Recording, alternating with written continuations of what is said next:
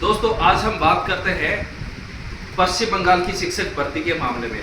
आखिरकार इसकी हमें ज़रूरत क्या पड़ी। जैसा कि आपको पता है एसआई भर्ती का मामला चल रहा है।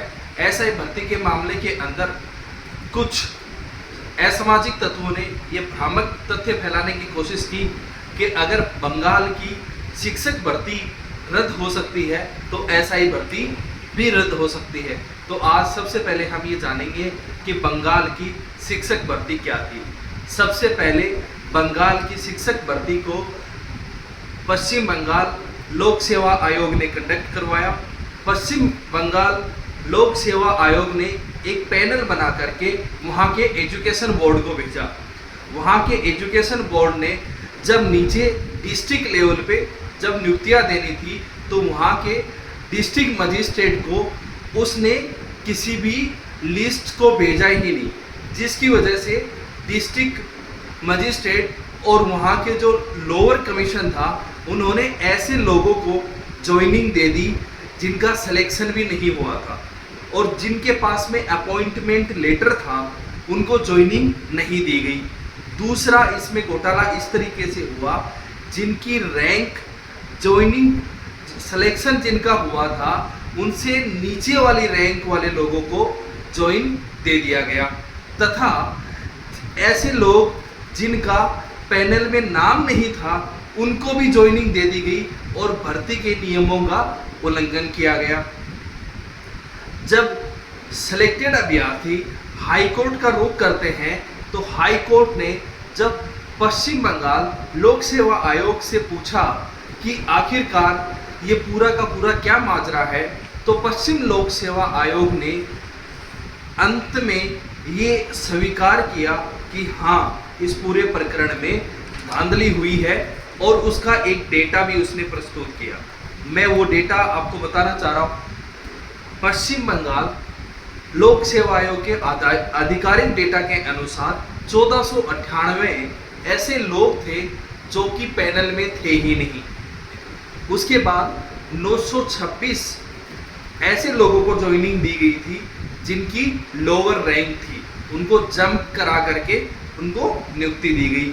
उसके बाद 4091 ऐसे लोग थे जिनकी OMR सीट मिसमैच की गई थी।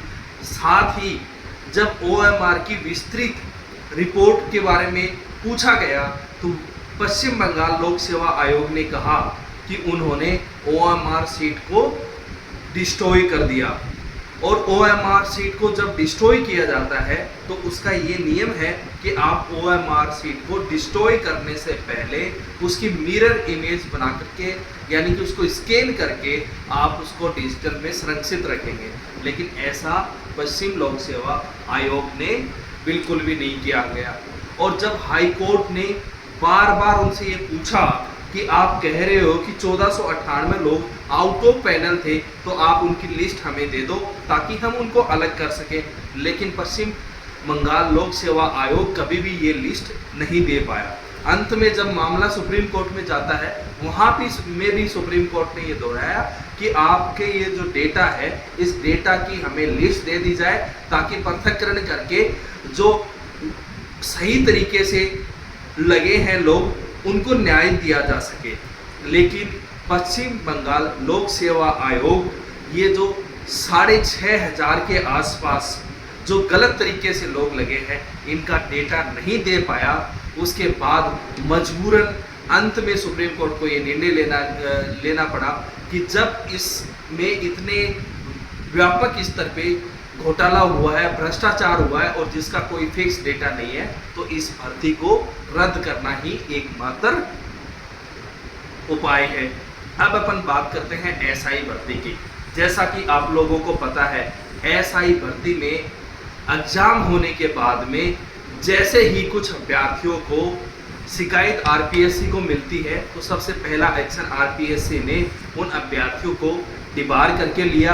तो आरपीएससी ने अपने स्तर पे एक लेवल पे एक्शन लिया। उसके बाद जैसे ही सरकार को पता चलती है कि एसआई भर्ती में इस तरीके का घोटाला हुआ है, सरकार ने एसआईटी का गठन किया और सरकार ने सिर्फ और सिर्फ एसआई भर्ती का के लिए एसआईटी का गठन नहीं किया, बाकी अन्य एग्जाम के लिए भी एसआईटी का गठन किया और सरकार ने प्रॉपर तरीके से जांच चली। और जांच चलने के बाद में जैसा कि आप सब लोगों को पता है कि एसआई भर्ती में 2 तरीके से भ्रष्टाचार हुआ था, एक पेपर लीक और पेपर नकल के माध्यम से, दूसरा डमी अभ्यर्थियों के माध्यम से, जिसकी विस्तृत जांच की गई है और आज तक 103 आरोपियों को गिरफ्तार किया जा चुका है, जिसमें से 53 चयनित सब इंस्पेक्टर्स हैं और उसके बाद जो उनका मूल डिपार्टमेंट है राजस्थान पुलिस ने 53 चयनित सब इंस्पेक्टर्स को सेवा से बर्खास्त कर दिया गया है।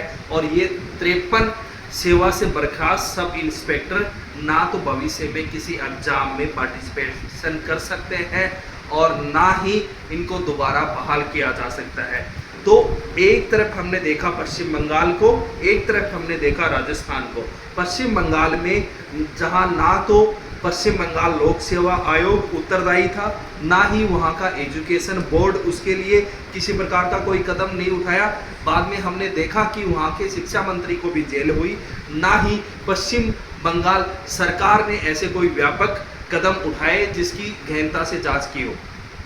लेकिन राजस्थान की एसआई भर्ती में सबसे पहले आरपीएससी ने व्यापक कदम उठाए और आरपीएससी ने कोर्ट में ये लिखित एफिडेविट दिया कि भर्ती प्रक्रिया में कभी भी प्रोसेस के साथ कोई ब्रीच नहीं किया गया, प्रोसेस ब्रीच भर्ती प्रक्रिया में नहीं था। उसके बाद सरकार ने एसआईटी का गठन किया। तो एक तरफ जहां पे पश्चिम बंगाल सरकार में भारी अनियमितताएं थी, वहीं राजस्थान सरकार की मंशा के अनुसार और उसके अच्छे इंटेंशन की वजह से एसआई भर्ती में व्यापक स्तर पे जांच की गई और एसआई भर्ती में दोषियों को और निर्दोष लोगों को पृथक करने की अभी तक कोशिश की जा रही है और जिसकी जांच चल रही है, न्यायालय में मामला है। हमें पूरी उम्मीद है कि राजस्थान सरकार एसआई भर्ती में दोषियों को और निर्दोष लोगों को अलग करेगी और जो दोषी हैं उनको कड़ी से कड़ी सजा दी जाएगी और जल्द ही निर्दोष सब इंस्पेक्टर अपनी फील्ड पोस्टिंग के लिए राजस्थान की सेवा में हाजिर होंगे। जय हिंद, जय भारत।